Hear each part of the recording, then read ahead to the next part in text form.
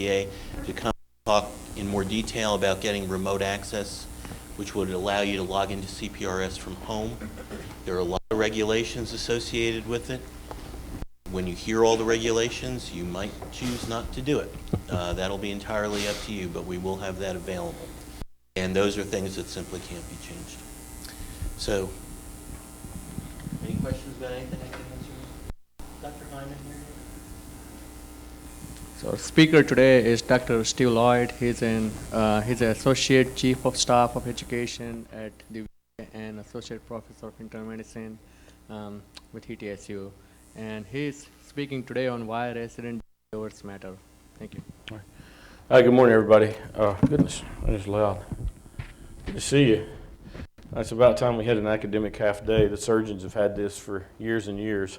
It's about time we got it. So thanks, Steve. I wish you'd have been around when I was a resident.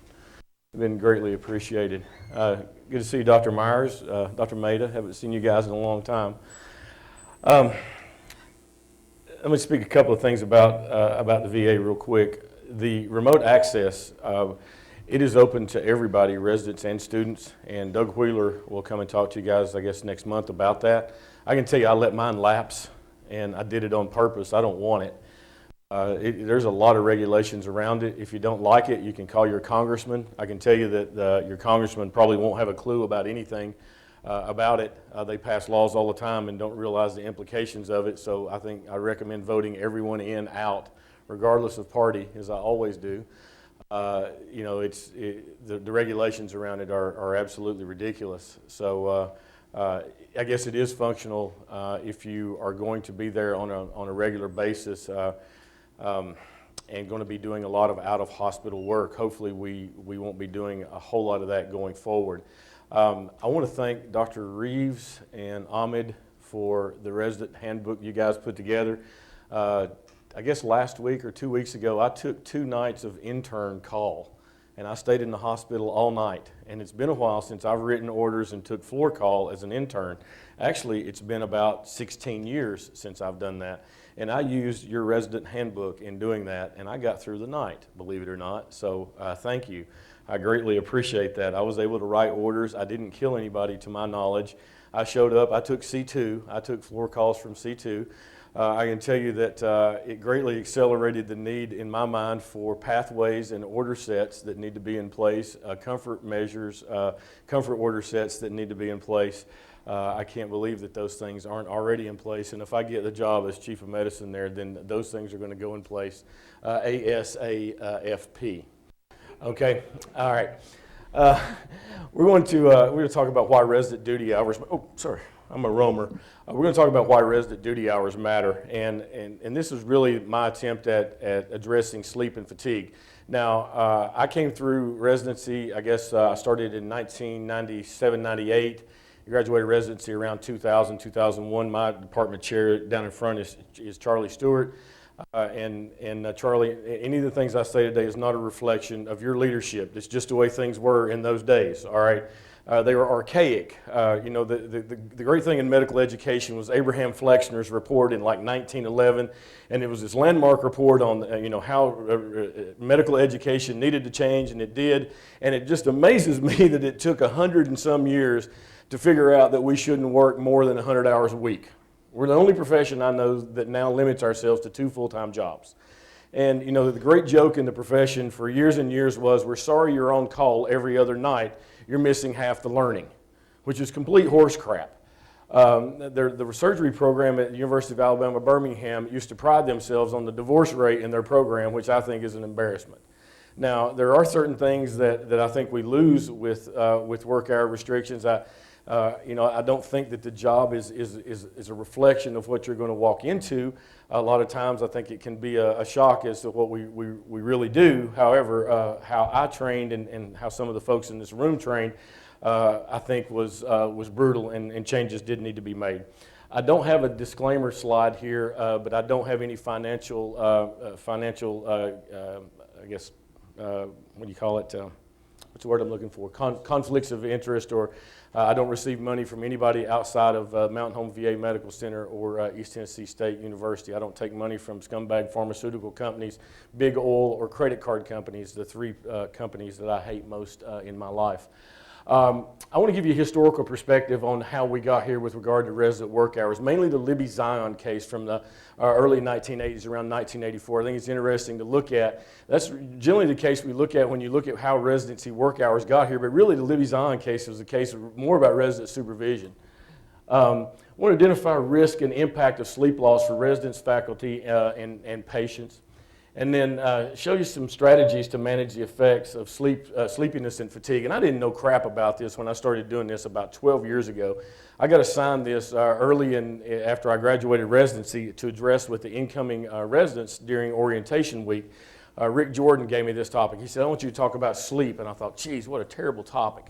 And I started looking at it. It actually was pretty interesting. So I could start to talk about, do power naps work? Should I take a nap? I always heard, well, if you don't have time to get a full night's sleep, it's better not to get any at all. Well, is that true? Could we start to debunk some of these myths about sleep?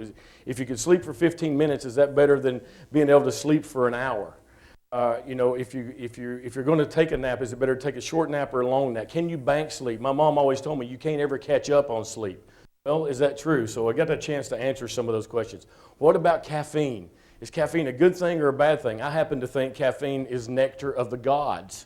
Okay, and so and it actually is, and I'm going to show you how to use caffeine in a good way. All right, so that's what I hope to do. Now, this is the first thing I ran across. I thought, where's the smart places around the country like Duke, Hopkins, Mayo? So I went to Duke, and it says. Duke had this. This is what they led with. Sleepiness comes from a lack of sleep. I said, well, no shit. Right? I mean, good. That's impressive. But, what? That's what they led with. But that is, I got to thinking about that, and that is right. Because what I was wondering about it is that I always thought that if I'd gone a long time without sleep, and I just got rest. Okay, I didn't necessarily have to sleep, but if I just got in front of my TV and I relaxed, that was the same as getting sleep. And it's not. It's getting away from work and relaxing, laying out on the beach, getting away from things, reading a book is not the same as getting sleep. Sleepiness comes from lack of sleep. And so it wasn't quite as dumb a statement as I thought it was, although I did get a kick out of it, and that's what they led with from their sleep lab. Now, implications of sleep loss. Our residents had to endure long work hours. When I was in residency, I was in medical school. I went to medical school here at Quillen. And when I came through, we could skip the fourth year of medical school and go straight into internal medicine residency or family medicine residency. So myself and another attending that you guys know very well, Jonathan Pollitt, we chose that route. And so we went from being a third year medical student on June 30th to being an intern on July 1st. And our first attending was Dan Merrick, which was quite an interesting thing. And Jonathan and I were not very bright, and we weren't very good interns at all. We had to do 2 months of surgery internship because we had to complete the requirements for medical school. And surgery internship was brutal. We routinely worked over 100 hours a week. And those weeks were horrible. There were times that we'd be in the hospital for more than 35 or 37 hours at a stretch. And guys, when you get to those times, you can't even really keep your hand steady. I remember Jonathan was doing a thoracentesis one time, and the surgeon reached down and actually steadied his hand as he put the needle in the veteran's chest at Mountain Home. So those times were extremely brutal, and they were not rare. They happened pretty much on a weekly basis. There were call nights, there were call schedules that were routinely every other night or every third night, and I'm sure Jay and Jim Myers and probably even Charlie in the room had some of those call schedules. The impact on resident and patient well-being was recognized. I mean, it wasn't any secret that their residents were tired. I worked in this building that we're standing in many times after being on call 24 hours, and then would come in and work a resident clinic the next afternoon. So routinely, 35, 40 hours without sleep. The ACGME mandated duty hours for all residents, all specialties, all locations. So I remember when the duty hours came out, it was like fellows were exempt. Okay, but that's not true.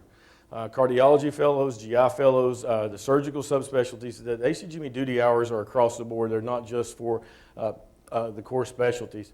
And sufficient sleep and good sleep hygiene are critical for the practice of good medicine. And there, the thing that you'll get pointed out by everybody who is against resident duty hours or say that it takes away from resident education, that there are no studies that show that this impacts patient safety in a positive way. But I always go back to the airline industry. If you've ever been to the airport and you're waiting on your plane and they say, well, your flight's going to be delayed because your pilots haven't had enough rest in between their shifts. Well, I'm good with that. I'm always good with that. I don't want my pilots coming in and they've been out half the night and I don't know what they've been into. I would rather wait a little while and have a rested pilot. Now, I can't be guaranteeing that they're sleeping. It makes me feel better. Maybe it's just just my own state of mind. But I feel better knowing that at least there's regulations in place that they're not going to allow a tired pilot to take off. And I think the same should hold true in medicine. Now, the studies aren't out there, not as far as I know, but those things will always get pointed out. And I think that a rested doctor is better than a doctor that's not rested. And then both of these things are good for patient safety. Now, we can mandate time off in between shifts. I think there's 10 hours that's required off in between shifts. We can mandate resident duty hours, but we can't control what you guys do off in between shifts. We can't go home to your apartments and to your houses and keep an eye on you. So, I joke that I don't guess you guys know Mutter Al-Shatir, but Mutter's one of our pulmonary fellows, and I joke that this is Mutter right here, which is about the furthest thing from Mutter ever doing probably in his life. But time off. Your time off can be spent a lot of different ways. You've got family demands. A lot of you have wives, have kids, have things that you want to do outside of work. So you get home, you're tired, but there stands your kid who wants to go outside in the yard and play, or your wife or husband who has things they want you to do around the house. So it's a very challenging thing for you, and I definitely get that. So that's why I mentioned to you that sleep cannot be made up for by just a rest or time away from work. It has to be made up for with getting sleep. When you have time away from the hospital, just blowing it out, partying is not going to make up for getting sleep. So be careful how you spend your time. All right, it's well known that sleep deprivation and disruption of normal sleep pattern can severely impair function. I know that I definitely feel that way. When I've been up for a long time, there's a lot of things going on. I get the squirrels running around in my head. I start to make mistakes that I normally wouldn't make. In my job right now, the other night, it's been a long time since I've been up all night. I'm 47 years old now. Back when I was an intern the first time around, I was a young guy. And I'd stay up all night every third or fourth night, and I bounced back pretty quick. It took me several days to bounce back. I wasn't as sharp as I normally am, so I had to realize that my function is impaired. I'm making decisions now that I wasn't making back then because I have more responsibility, so my function was impaired. I wasn't thinking as clearly. You guys don't either. Airline pilots don't think as clearly when they've been up for a long time. That's why they have mandated time off in between those flights. Now, let's look at the Libby Zion case. This case is from 1984. It's in New York City. Libby Zion was a college student. I think she was 18 or 19 years old. She went into a New York City ED, and I can't remember which one it was. It was a teaching hospital, and she had some symptoms that were kind of nonspecific, and she was admitted through the ED with kind of a viral syndrome type illness. The teaching service that she was admitted to is much like the teaching services that we have. There were 2 interns. There was a senior resident. And it was in October of the year. Okay, I think it's when it was. Maybe we didn't put it up there. It was in October of the year. So she was admitted to an intern. So if it was in October, the residency year started just like it does now. So it was July. So just a few months earlier, the intern that she was admitted to was just a medical student a few short months before. Now, at the time, since it was nighttime, that intern had responsibility for about 50 patients overnight, along with her senior resident. Now, her senior resident never saw Libby. The intern saw Libby in the ED in a checkout from the ED doc. For her supposed viral illness, they had given her an injection, I think, of Demerol and an antipsychotic, a Thorazine type drug. Now, she didn't have really a significant past medical history. and other than maybe some depression that she had been on an antidepressant for. She was admitted to the floor. The intern went about her business. She had checked out to the senior resident, and the senior resident had made a phone call to the attending at home, so much like the structure that we have in a lot of our hospitals right now. Later on in the night, around midnight, Libby became agitated. A call was placed to the intern. She was more agitated. The intern responded by giving a verbal order for some more Demerol. Okay, so Libby received Demerol once again. Was not seen by the intern. Again, the intern had responsibility for around 50 patients overnight. The senior resident was not notified. Later on in the night, I think around 4 a.m., Libby became even more agitated, and a phone call was placed to the intern, and she was given, the intern gave instructions to place Libby in 4-point restraints. Around 6 a.m., another phone call was placed to the intern, and Libby had a temperature of 104 or 105 degrees, was seizing, and was now in cardiac arrest. A code blue was called, and of course the appropriate response happened at that time, and Libby passed away. Libby's father was notified that all measures had been taken, and that due to unavoidable circumstances, Libby Zion had passed away. Does anybody want to guess what Libby Zion's father did for a living? He's a judge, yes, a high-powered lawyer and judge who happened to be very well connected with I think it was either NBC News or CBS News. And so that's kind of the story of Libby Zion. The case actually drug on until the early 90s, and it's credited with starting the residency work hour restrictions in the state of New York, which look exactly like what the ACGME wound up adopting in the early 2000s. So that is the story of Libby Zion. If you look at what came out of the case, the contributing factors to the case were resident fatigue and inadequate clinical supervision. The attending physician out of the hospital never saw the patient. Matter of fact, I don't think that the senior resident in this case ever saw Libby. The admitting diagnosis came from the most senior person who ever saw her was the ED doc.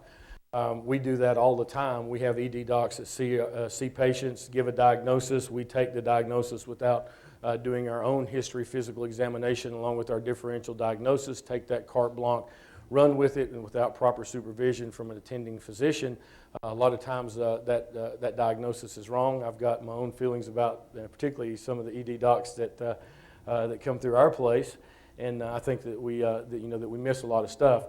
The grand jury said the most serious deficiencies can be traced to the practice of permitting interns and junior residents to practice medicine without supervision, and I think this is the biggest problem that we had, at least when I was coming through residency, and literally for years and years in residency training. And this is what I want to see us improve on in our program.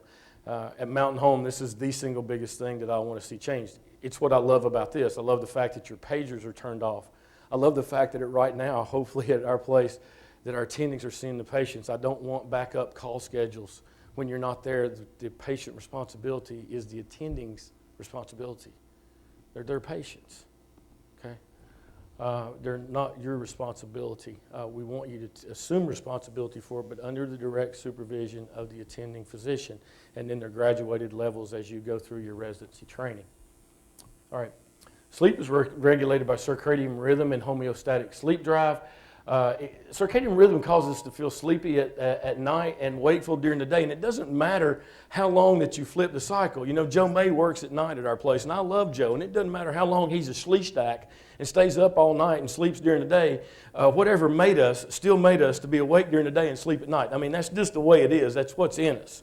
Okay, it doesn't matter if you're in Vegas. I don't care how dark they make those casinos and not put clocks in them, or if you're in Alaska and it's sunlight all day outside. It still doesn't matter. You're made to be awake during the day, and you're made to sleep at night. Just the way it is. Sleep drive accumulates during the day with the buildup of, what's that hormone that I'm thinking about? What is it, melatonin? So melatonin and melatonin production is interfered with blue light. So if you've got patients that can't sleep, tell them to get the damn TV out of their bedroom. Melatonin builds up during the day, all day long. Sleep drive increases during the day. Finally, it's overwhelming. Nighttime, you fall asleep. The sleep drive goes away as you sleep. You wake up the next day, you're ready to go. All right? On average, humans require 8 hours of sleep during a 24-hour period. I always hear people who don't need that much. Bill Clinton needs 4 hours of sleep at night. Bull crap. I mean, I don't know what he's doing. Well, I got a pretty good idea what he was doing when he was in the presidency. You know, John Kennedy the same way. You know, you need 8 hours of sleep at night. Most people do. The National Sleep Foundation said that adults need 7 to 9 hours of sleep per night. Less than 5 hours of sleep per night, we have decreased mental performance. In medical setting, the consequences can be serious. Okay? Decreased sleep are associated with diabetes mellitus, cardiovascular disease, obesity, and depression. The source of this is the Center for Disease Control. One of the things that I've tried to do here recently, because I tend to work myself in the ground, is when I find myself not feeling like I want to feel, I look back. I have one of those things that I wear, those Fitbit things that tells me how much I sleep. And I find myself when I'm really not, where I want to be, I plug that thing in and I look, and I'm always around 4.5, 5 hours of sleep a night when I'm not, not feeling like I want to feel. And I realize that it's always, for me, it comes down to sleep. I feel depressed. It always comes back to sleep for me, and I have to be around that 7 to 9 hours. I'm just like everybody else. Baldwin and Daugherty had a survey, and this thing was several years back, but they surveyed 3,604 residents. 20% reported that they got less than 5 hours of sleep per night. 66% reported less than 6 hours of sleep per night. The ones that got less than 5 hours of sleep per night were more likely to report serious accidents or injury, conflicts with other professional staff, use of alcohol, use of medications to stay awake, noticeable weight loss, working in an impaired condition, significant medical errors. Okay? Those are all things that we don't want, and that's less than 5 hours of sleep per night. All right. Our baseline cognitive performance may be decreased by 25% after one night of no sleep. Now, I've worked with some folks that they can handle losing 25%. Mutter al-Shatir is definitely one of them. Ehab Kasasba, some of these guys can afford 25%. Me, I can't afford to lose 25%, guys. 40% after the second night of no sleep. Hopefully, we're past the point of going the 2 nights with no sleep. Hopefully, we don't have that anymore. It used to be fairly routine. But think about losing 40% of your cognitive function at 25% at one night. I don't even want to be there. If we look at the Epworth Sleepiness Scale, this is sleep-deprived residents can score about the same as people diagnosed with sleep disorders. And 84% of residents in one study scored it in a range where they actually were going to require treatment as having a sleep disorder. Okay, now these are before resident work hours came into being. Okay, sleep's not optional, guys. It's a real physiologic need, and too little of it can interfere with your daily function. It's important to recognize the importance of sleep and sleep time, and accept the limitations on resident roles. This is not something that your attending gets to decide for you. We take that out of the hands of the attending. One of the things that one of my OBGYN attendings told me one time that was eating, drinking, sleeping, bowel movements, and urinary habits were signs of weakness. That's not true. That's not true at all. Hopefully that mindset is gone. Everyone should recognize the signs and symptoms of fatigue. We are responsible for policing ourselves. These are matters of patient safety. And we're responsible for recognizing those that are nonspecific. Here are our big signs of fatigue: altered mood, apathy, impaired memory, inflexible thinking, nodding off, medical errors, and microsleeps. And I'm going to teach you about 2 things here in a second: microsleeps and sleep inertia. Some of these are a little bit hard to tell in our profession. Inflexible thinking, I mean, they can just be a personality trait. But microsleeps and sleep inertia are 2 things that I think all of us can relate to. And we should be able to recognize them and call them for what they are and then intervene when necessary. Microsleeps are sleeping for just a few seconds, and these things are particularly dangerous because they can cause lapses in attention. These things happen when you are repeatedly checking work, and I know that almost all of us have done these things. If you've been sitting at your desk working, you're writing a prescription, you write it and you can't remember what you just wrote, and you go back to read it and don't remember writing it. Or if you've ever been driving home, you pull up to a red light, and you don't remember pulling up to it and stopping, and suddenly catch yourself and don't remember getting there, particularly when you're tired, those are microsleeps. Surgeons will talk about it whenever they're fatigued. They don't remember a certain part of a surgery because they actually nodded off for just a moment. Residents will talk about it as well. So it's particularly dangerous in surgery. It's difficulty focusing on task, writing orders in particular. We see it with medication errors. Okay, so those are microsleeps. Excessive sleepiness in a resident should be treated as a performance issue. It may, and also keep in mind, it may not be because you're not getting enough sleep. It may be a symptom of something like hypothyroidism, it may be a symptom of depression, it could be a symptom of a medication that you're on, such as a beta blocker, or you could have a primary sleep disorder. Obstructive sleep apnea comes to mind, or on the rare instances, something like narcolepsy. All right. Understanding our role, what are our roles as physicians, attending physicians, and residents? We don't need to diagnose and treat. That's not our job. Our job is to identify and then refer to an appropriate source. An appropriate resource would be your immediate attending physician or your program director or your chair. Fatigue can't be eliminated, but it can be managed. It's interesting that some of our program solutions have actually added to the problem. Night float systems were designed to help us with the problem of patient safety, but they've actually raised a bigger problem when it comes to patient safety because we have more handoffs. And I've seen some of the handoffs, and one of the problems I've had in our program is the lack of a standardized handoff process. You all don't have the same handoff process at any one of the 4 hospitals, at least as far as I know. And I've seen our handoff process. I've watched them. In a lot of places, the handoff process is a list that you all have, and it's fairly consistent. It's the information you put on them, but it's here you go. Okay, it's not there's nothing on there as far as severity of illness, nothing on there as far as if-then statements that are handed off in a manner where you're handing it off to somebody who's not distracted in a quiet place while their pager's not going off, or they don't have 3 or 4 other things going on at the same time. So there's a lot of issues that I think we need to work on with regards to handoffs. So night float systems are designed to improve patient safety, improve resident fatigue, although I think that until we do a better job with handoffs and standardization and getting our residents with things taken off of them, that they really haven't done that job at all, and they've actually increased our risk of patient harm. There's an interesting study done with interns and how many times they're interrupted. And I love this study, and it's actually genius. They decided to take a look in a 24-hour period and see how many times an intern was interrupted from a task that they were focused on in a 24-hour period. This is beautiful. How many times their pager went off, how many times somebody tapped them on the shoulder while they were doing something. So we want to take a guess at what the average was. 1 million. Yeah, I think it was just short of 1 million. All right. What was that? Anybody got a guess? About 50? That was a little low. It was just short of 400. Okay, just short of 400 in a 24-hour period. Okay, now that's their pager going off. That's somebody saying, Dr. Stewart, just short of 400. Okay, so that may not be a big deal. In a lot of instances, it wasn't a big deal, but it could have been a big deal. I mean, you get torn time and time and time again as an intern. You're walking down the hallway. You're focused on going and seeing a patient. Maybe you've got something in your mind and somebody stops you. I mean, it's constant as an intern.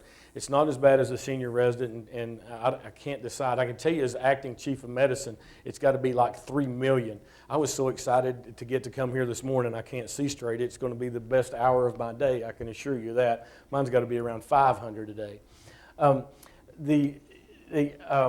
Let's see, I think I'm done with that one. All right, the challenge of night shifts is difficult. It's difficult sleeping in the daytime. No matter how tired you are, when you get home, no matter how much you make your room dark when you get home, it's just difficult sleeping in the daytime.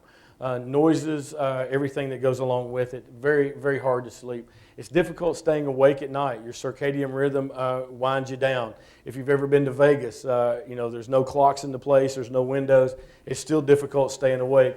I went on a road trip with my sons last week, and we went up the East Coast and we hit the ballparks. And after the game, I guess it was, I can't remember what day it was, Saturday or so, we were coming home and we went to the Red Sox game, and we decided just to drive all night so we could go ahead and get home.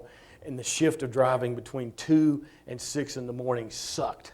Okay, we were fired up. They were blasting the Lil Wayne, which is the worst music that I've ever heard in my life.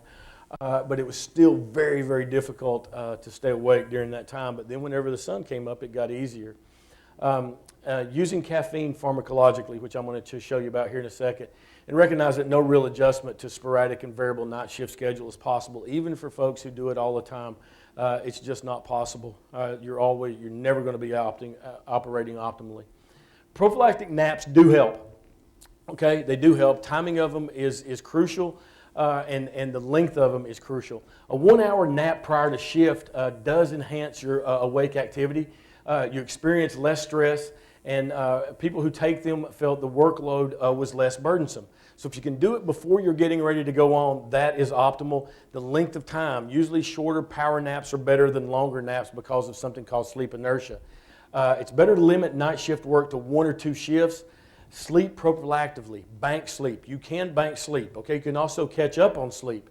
Mid to late afternoon naps are best, and do use caffeine. People tell you don't use caffeine have lost their mind, okay?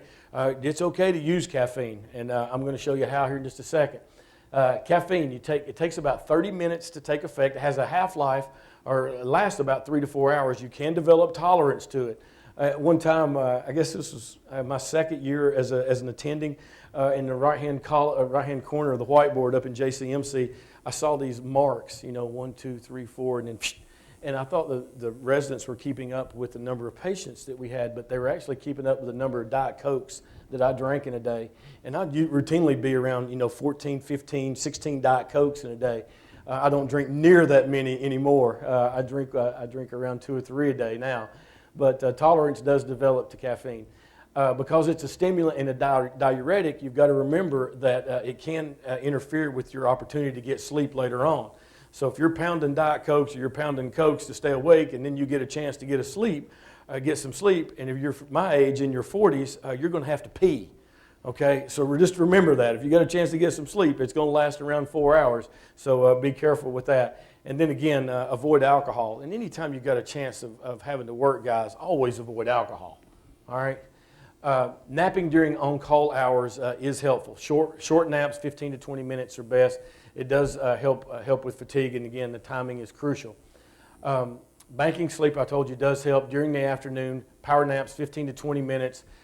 During nocturnal sleep periods, this one's a little bit questionable. Afternoon sleep times are better. When you do it during the normal nocturnal sleep hours, you've got a much bigger risk of that power nap turning into a 1 or 2 hour nap, and then that increases your risk for something called sleep inertia. And here is sleep inertia. Sleep inertia is basically waking up in one of those states where you're awake but you're not really awake. You have impaired cognition, you have severe disorientation, you have a transitory hypovigilance, you're confused, you have difficulty fully awakening. It can last up to 30 minutes. Many people overestimate their ability to function in this state, and it can take about 15 minutes to counter its effects. My second year of residency, it was at JCMC, and I don't know where the call rooms are there now, but they used to be on the 7th floor, and they were incredibly dark. I mean, they were really quiet up there. There weren't patient rooms on the 7th floor back then. And my intern was a young lady named Heather Chatton, and Heather and I were actually in the same med school class, but because I skipped the 4th year, I was a year ahead of her. And I wore glasses back then. And there was a code in the middle of the night, and there was codes all night long there, and it's about 3 in the morning.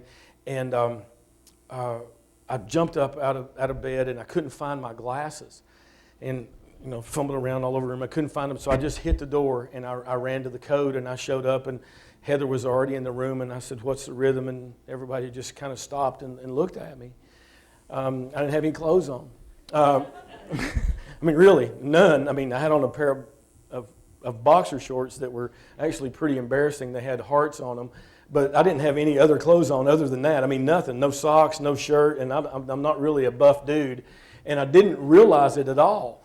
And I had no ability to run the code, but I was experiencing sleep inertia at that time.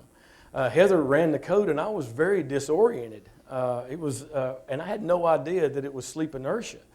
But I didn't have 15 minutes to counter the effects. There was a code. But I do remember being, incredibly disoriented, walking into the room, not really, things not really seeming like they should. Heather was the intern, so she never got to sleep at all. She was in much better condition to run the code than I was. That's sleep inertia. I did go and put some clothes on, thank God. Slow wave sleep, about 40 to 60 minute naps have more slow wave sleep. Slow wave sleep results in more sleep inertia. So once you get to that hour mark, you've got much more risk of developing sleep inertia. To counter it, you got to get vertical, you got to turn the lights on, do jumping jacks, take a shower, grab some caffeine, and plan some time to recover. Okay, if you can take that hour, 2 hour nap, give yourself 15, 20 minutes to recover, jump in a shower. All right, what's sleep debt? Sleep debt is simply the number of hours of sleep needed from the number of hours of sleep obtained. It's associated with slower response times, forgetfulness, confusion, depression, lack of motivation, decreased morale. The awareness of being sleepy is blunted. Okay, so if you stay up all night long, what is that next day like? You're actually pretty high, right? You're euphoric. It's the second day where the crash is. So the day after being up all night is the dangerous day because you're actually buzzed. You actually feel, hyper even. And that is a very dangerous day because your awareness of being sleepy is blunted, and that's the day that you can fall asleep driving home. Very dangerous days. Our worst nap times are between 8 and 10 p.m., but remember, any nap is better than no nap. Pre-shift and on-the-nap jobs can help manage fatigue, but it cannot take the place of time off. Steve and I were talking last night or yesterday afternoon on the phone. Right now as we transition at Mountain Home to our 3 teams, I sent the residents home. That's why I worked the other night. Our residents sleeping at the hospital, between midnight and 8 a.m. You can't just go to the call room and answer pages during that time. It's almost impossible to sleep if you have to answer pages. You have to have time off. Okay, you can't be always laying there worried about that pager going off. That is not time off, guys. Okay, time required to recover. 2 nocturnal sleep periods are needed. You stay up all night, the next day you're jacked up, you're pumped up, you need 2 sleep cycles to recover. 36 to 48 hours off is ideal. Good luck getting that one in any walk of life. The longer the sleep time, the better. So if you don't get sleep for one whole night and you have the opportunity to sleep as long as you can the next day, then my mom was wrong. Sleep as long as you can. And time off should be used to catch up on sleep, but you're going to have these competing items, family and financial. My son was 4 years old when I was in residency, and I'd get home and I'd be dog-ass tired, and he'd be standing there at the door with his little plastic baseball bat and a little plastic baseball. And I can tell you guys, I didn't go to bed. I went to the city park, I went to the lake, wherever he wanted to go, and I did what I had to do. So, some things are just going to compete. Free time. Use your free time as responsibly as you can. Hopefully you got wives that'll understand. Nurses should eliminate inessential calls, but guys, some of that stuff is on you all. I can't tell you, and there's a few of you in the room who know who I'm talking to right now. You can catch many more flies with honey than you can with some of the stuff you all sling at them. Okay, when you get a call at 2 o'clock in the morning and you're tired as heck, and they tell you, Dr. Such and Such, we have a 2-second pause on telemetry, and you respond with, well, what's the patient doing? Well, the patient's asleep. Okay, your next response should not be a string of 4-letter expletives. Okay, your next response should be to educate the nurse that, well, we're not really concerned about 2-second pauses when the patient is completely asymptomatic and asleep. Usually it's around 3 seconds before blood flow to the brain is compromised and the patient becomes symptomatic. Right? Teach them so the next time they don't call you. Because if you respond the way some of you respond, you're going to get calls every single time. Okay, so stop doing that. Stop doing that, and you will stop this. I never get those kind of calls. Some of you are going to get them to the day you die. Evaluate the need to moonlight very carefully. Some of you have medical licenses, you have DEA numbers, and you're going to, you can go out, you can make good money now doing a lot of things, but evaluate that very carefully. All right. Beware of the drive home. Closing your eyes at traffic lights is a sign of danger. If you ever sleep through a traffic light, and for God's sake, if you get thrown in jail, call me. I'll come and get you. I know everybody in every police department around here, and I've been in basically every jail in the area. Not myself personally, and I've gotten a lot of doctors out of jail. I will come and get you. Okay, but if you sit there and you fall asleep at a red light or you sleep through them, guys, that is very dangerous. When you get home and you can't remember driving home, continuous yawning, shifting from lane to lane. Here's some myths. Chewing gum will keep me awake. Playing the radio will keep me awake, or opening the window. All those things are bull crap. I had a buddy in college who got pulled over in I-40 in Knoxville driving. He got pulled over by the cops. They asked him how fast he was going. He said, "Oh, 65. He was going 8. Okay, 8. Greg's a preacher now. I'm reminding him of that all the time. They're going to get you when you're going 8. All right, we'll never eliminate it. ACGME guidelines won't eliminate it. We need to manage it as effectively when possible. We need to recognize the serious side effects of it. Take naps prophylactically, like I taught you, can help reduce some outcomes. And guys, we're not going to be Andersonville. We're not going to be able to stand outside your call rooms. We're not going to be able to follow you home. This is a lot of this is going to be on you. What you can do is you can watch out for each other. This is kind of a team effort going through residency. I have a friend that says nobody goes through residency without being permanently scarred. Hopefully we're not still at that point. But when you recognize that you have somebody who is excessively fatigued, pitch in and help them. Let your attending know.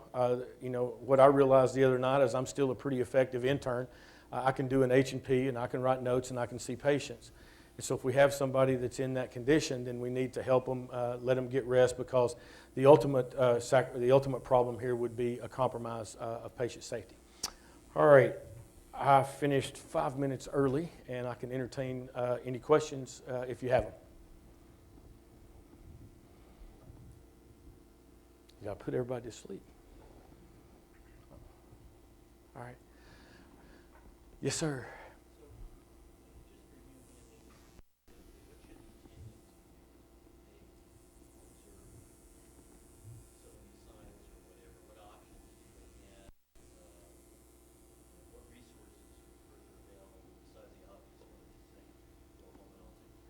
That's the big one. I mean, that's about, well, I did it. I did it with this guy here the other night. The big thing the attendings do is take it off of the residence plate. We were working late the other night. You were the only one there. Had to be back at the hospital the next morning. I asked him what time he had to be back to the hospital. He was going to be back by 7. Knew he needed 10 hours off in between shift, and worked your butt off up until then. So the big thing the attendings to do is take it off of the residence plate. You were not going to up and tell me that you needed to go home. It wasn't going to happen. So that's the big thing that we can do, Steve. I mean, I don't know that we really need any other resources other than that we need to take responsibility of taking it off of the residence plate or taking it off the resident to confront us about this. Now, resources, I don't know that we necessarily need any resources other than that. We need to educate our attendings. I mean, I look around the room right now. I mean, this is just me, so I guess I can say it. I mean, 1,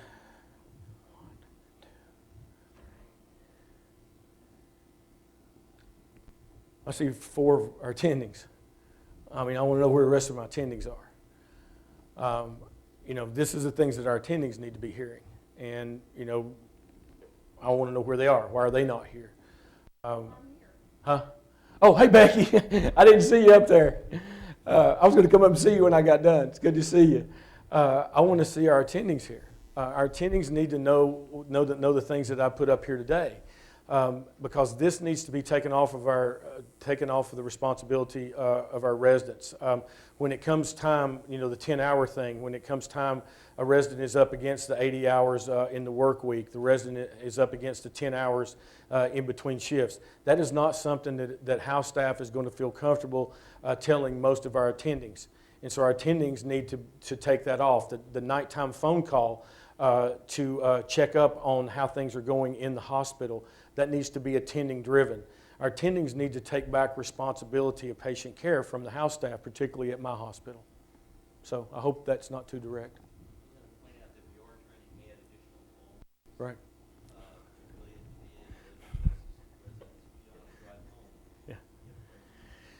Yeah, and I don't know, is Carlo here? Carlo was on night call last night. I saw him leaving the VA a little while ago, so that's why he's not here. And I was just killed by this one. Guys, we have 4 call rooms at Mountain Home. They're downstairs. They're really nice. They're clean. They're quiet.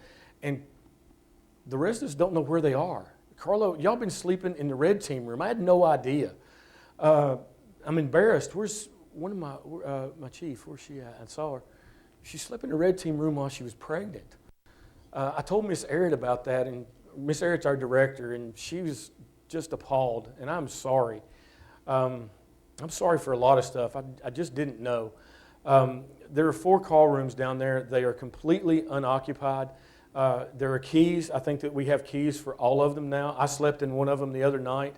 There are computers there. I